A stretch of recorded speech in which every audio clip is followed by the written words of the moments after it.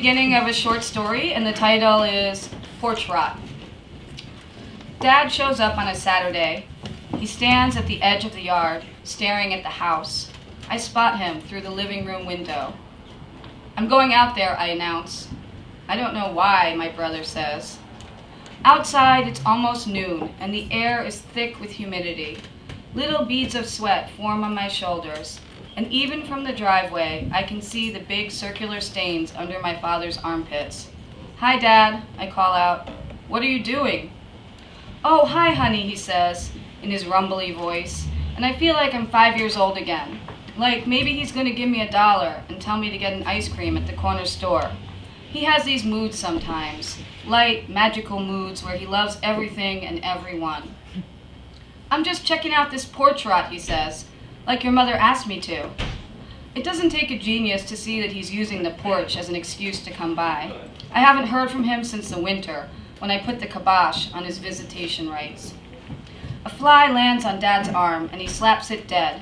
Quick reflexes, especially for a big guy like him. Dad's really fat, and his shadow's a blob that spreads from the edge of the lawn right out to the broken sidewalk. Why would any kid even want him for a father, with his beach ball stomach, his weird mood swings? "So, what have you been up to?" he asks, as if I'm someone he ran into at the deli. "Not much," I say, then add in the same casual tone, "How's the adoption going?" He's adopting my stepmother's kids, 2 children he practically just met.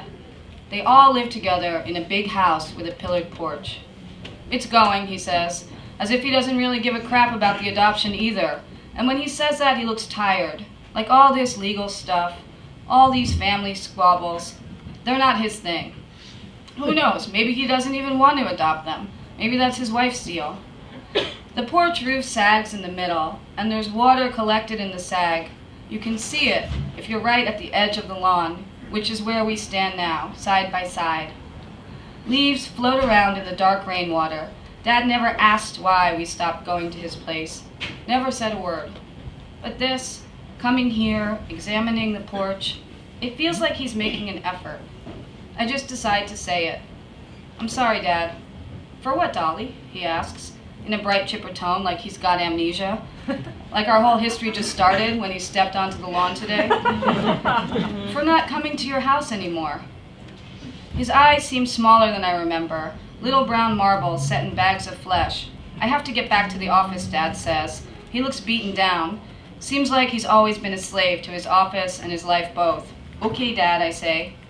He gives me a sad, closed-lipped smile and takes a step away, but then he turns back.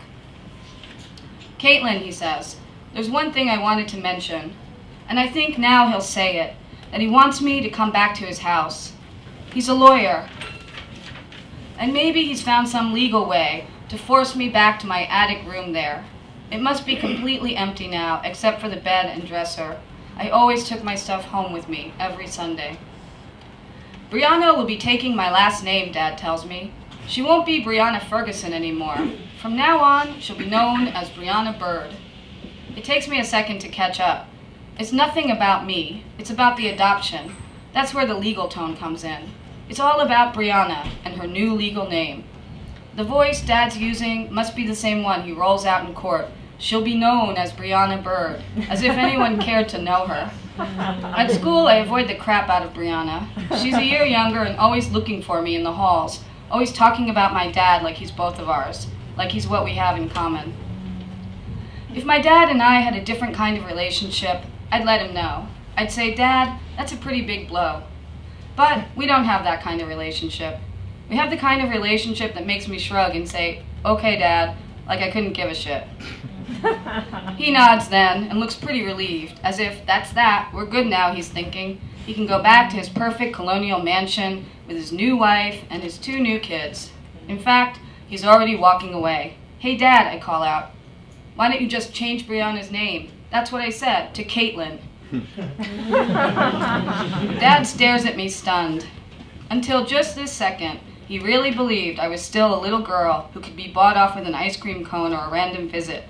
His face closes up. "I was just doing you the courtesy of letting you know," he says, his voice high and strained, as if he's explaining something to an opposing attorney. But he should know that two can play. Thank you so much, Dad, I say, for letting me know. And furthermore, thank you for stopping by. I hit the sarcastic note perfectly, but then my own words come around and smack me in the head boomerang style. Because that stopping by makes me remember the way Dad was standing alone in the yard just a few minutes earlier. He looked lost then, like maybe he didn't realize that 8 years had passed since he used to live here. Sorry.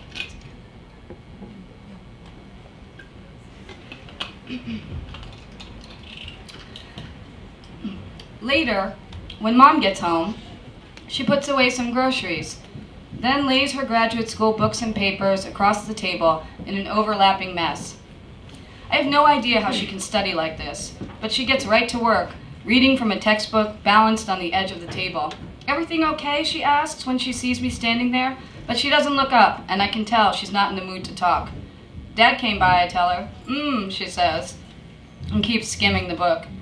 He wanted to check the porch rot, I add, because I know that'll get her attention. She asked him to do it for so many years, maybe even a full decade. She peers at me over her glasses. Oh, really? Is that what he told you? He just decided to waltz over and check the porch rot? And I've got her now, because she's shaking her head and using that excited tone people get when they're sure they're right. For a second, she's not even my mother. She's Dad's ex-wife, gleaming with all his past wrongs. He didn't waltz, I tell her. He drove. She looks surprised and hurt, so I add, forwards and backwards. He drove backwards? She acts like it's the craziest thing she's ever heard, even though driving backwards at full speed is one of Dad's trademarks when he's really and truly upset. All the way past 5 corners, I say, and for a second it doesn't feel sad, the way it did when Dad peeled off down the road and I realized there was no definite time that I'd see him again. Telling Mom, it almost feels like I've won a competition. I pissed Dad off so much that he drove backwards for longer than ever before. Half a block usually seems to make his point, but today he went berserk, backing up block after block, like he was hell-bent on reversing his action of coming to our house. Geez, Mom says, he could have killed someone. I just look at her. Of course, that's not the point, she says. The point is, you're upset. I take a deep breath. On the walls, blue vines link one to the next like hands clasping. Most days, Mom's right there with me, but today she's just not. Instead, she's gripping a pencil in her right hand and eyeing her books like they might get up and run away if she doesn't start reading them. What are you working on? I ask. She blinks at me. Well, she says, I'm writing a paper on paranoid schizophrenics. It's the same chipper tone she always uses to talk about her graduate school. Mom can't believe her luck, that she was accepted into the master's program at Fordham University. It's not easy, she keeps telling us, and I know I'm not making it any easier barging in on her study session. I look down at Mom's spiral notebook and see her first sentence. Mr. H liked hot dogs. It doesn't seem like a thesis statement. But maybe Mom doesn't know about thesis statements. She was only a C student in high school and college. Who's Mr. H, I ask. He was one of my welfare clients, such a sweet man. She looks dreamy-eyed for a second. He used to call me his angel. You know, schizophrenics are like that. It's either angel or devil with them. Sometimes I wonder if your father isn't a little schizophrenic. Mom, actually, she says, raising one finger in the air, I think he's more borderline. And I guess this is her idea of a compromise. Dad's not crazy, but he's not quite sane either, folks. Mr. H, Mom says, and smiles like she just remembered him. I decide to go with it. So, what's with the hot dogs, I ask. Did he get fat? Oh, he was obese, Mom says, waving her fingers at the ceiling. And I don't know how she can manage to be so upbeat, because I'm thinking, another one? How many super fat people do I need in my life? My dad, obese guy number 1, is probably still driving in reverse through the town of Croton and out onto 9A. I picture him accelerating backwards on the highway, heading towards Peekskill, his thick arm draped over the empty passenger seat. And now I've got Mr. H to worry about, too. He's also a hoarder, Mom says. Okay. I put my hand up to stop her from talking. I don't want to hear anymore, because I don't want to imagine Mr. H, big as a dresser, shoved into a tiny gray welfare apartment that's also crammed with stacks of papers, books, wrinkled clothes and garbage so that there's practically no room for him to move. It's depressing, I tell her. Oh, right, she says, like she's just then remembering that Mr. H's life could be upsetting to non-social workers, or maybe to kids, or maybe to me.